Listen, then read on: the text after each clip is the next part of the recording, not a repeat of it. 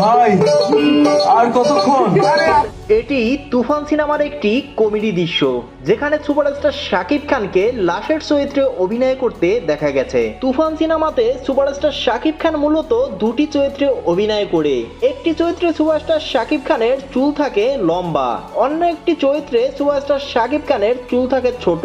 আর এভাবেই তুফান সিনেমার গল্প তৈরি করেছে পরিচালক রায়হান রাফি। তুফান সিনেমার ভিতরে রয়েছে আবার সিনেমার শুটিং এর দৃশ্য, যেখানে সুপারস্টার শাকিব খানকে লাশ বানিয়ে রাখা হয়। শাকিব খান কিছু সময় লাশ হয়ে থাকার পর যখনই ক্যামেরাম্যান বলবে ক্যামেরা অ্যাকশন, তখনই শাকিব খান বলে উঠে আর কতক্ষণ থাকতে হবে লাশ হয়ে। ভাই আর কতক্ষণ?